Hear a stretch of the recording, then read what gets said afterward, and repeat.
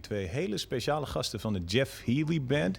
Joe en Jeff Healy zelf. Hi guys, good to see you here. Hello. Hi. Now, let's start off right away with business here. You had 2 albums, See the Light and Hell to Pay. Yeah. Still a couple of years ago you were playing clubs. Isn't it hard to adjust? Still do sometimes. Yeah?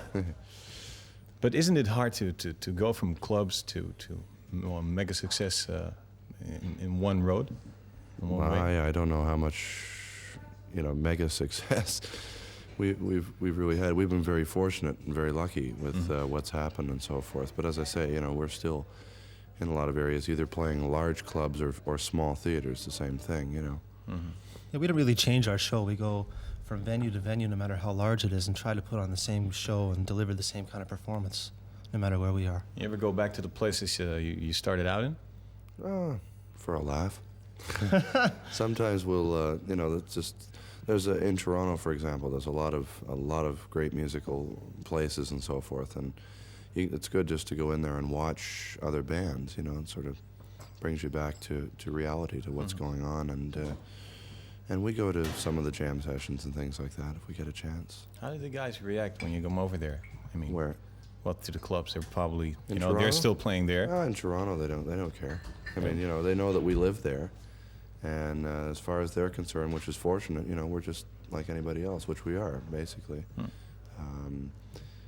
We're normal human beings, like to go out to clubs normal, or whatever. Well, normal, okay. Sort of normal human beings. And go out and watch some good entertainment, have some fun.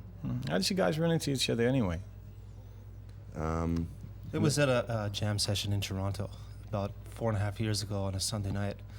And actually it was Tom, the drummer, who introduced me to Jeff. And we played together for the first time that night, and we formed the band the next day.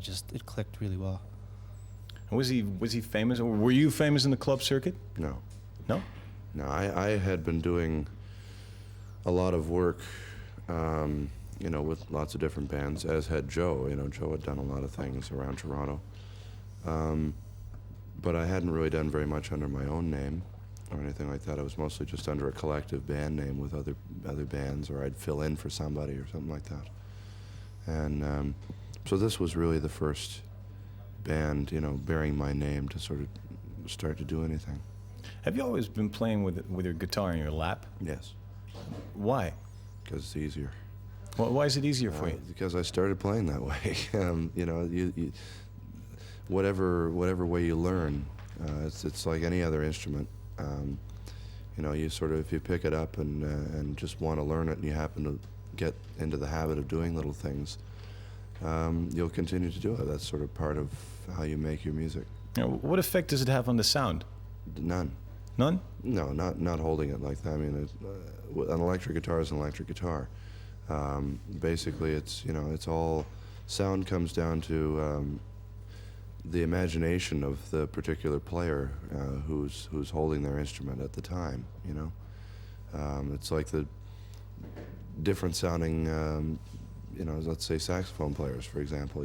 It's all in how they approach their instrument. They can hold it and play it the exact same way, or looking at it, it looks the exact same way. But Saves a lot of money on guitar straps.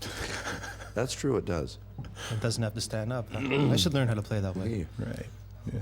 Now, since you're blind, you have to rely more on your other senses. Has that made you a better musician, you think? No, it has nothing to do with it.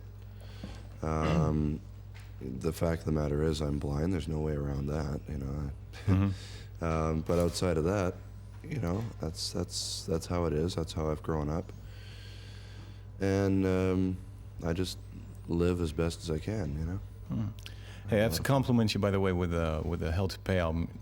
The songs you wrote, did you write it while you were on tour? Is that true? I wrote the 2 that I wrote independently were written on tour, yes, and then the 4 that we all 3 wrote that are on the album came out of just some rehearsals and so forth and playing together. We came off the road and took about a month and a half specifically just to sit down and try and write together and come up with some collective ideas, because we really wanted to try and make it as much of a band project and album as possible. That's what the project is. Right. There's also a George Harrison song on it, and George himself. How did that come about? Well, we, as far as coming about to record it, we just wanted to do it. It was something that we'd been playing in clubs and so forth almost back to the beginning of the band's career. And we had wanted to record it for some time and just decided to give it a shot and started recording it and fooling around with it, having some fun.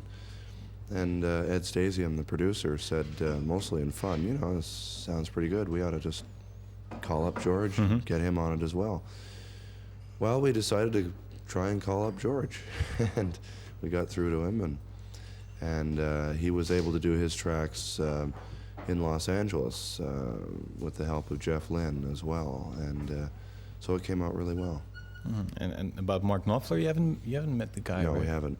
But same deal. I mean, his tracks were done separately from the studio where we were. His were done in London. Isn't it hard to play? I mean, when you play it together, you kind of... You'd have to see, our stuff was all done by the time that we sent the tape over to them. So, I mean, what they did was just, you know, a little additional here and there. So it was them sort of adding to us. We didn't really play around them. Okay, now, you're considered one of the world's best guitar players. Says who? Yeah, says a lot of people here, well, anyway, and they're not really stupid, you know. Well, I don't know. Are there some things you like to improve? Yeah, my guitar playing. Yeah, but what you like to improve about your guitar playing? I just need to grow up, you know. I mean, the fact of the matter is, at this point, I'm only 24, and most people, you know, if they're lucky, they never stop sort of growing and maturing as musicians. And that's the fun in playing, is you never really want to hit a point, you know, if you really think that you're as good as you're going to be, then, you know, record one more album and go away, you know, because you're not going to do anything different or all that exciting with that attitude. So, you know, all three of us within the band just try and sort of not strive, you know, to the point of mental anguish to do anything, you know, groundbreaking or anything like that, but you just sort of rely on your natural maturing abilities and, you know, and make something work from there. Just take things a step or two further. So we do want to concentrate on our songwriting too, and sort of build upon that and do more of it. Good. Well, we'll see you on stage with your new single in a moment. First, though, we'd like to know what your favorite video is. Tell me about that. Have you made a decision already or not? I mean, this was really... So we just sort of keep up on a lot of things around there. Obviously, I don't have a favorite video. Right, for the video favorite song, right. You know? Well, people can tell you about them. Joe here is Joe's a video authority. Yeah, there's a really good video that George Harrison did actually back when we were Fab. It's got some really interesting visual effects, so that's one of the better ones for us. Okay, and for Jeff, the song is good, right? I like the song. Okay. Yeah. Hey, thanks. We'll see you on stage in a moment. First, though, George Harrison. Hello, this is Paul McCartney, and you're watching Europe's #1 rock show, Countdown.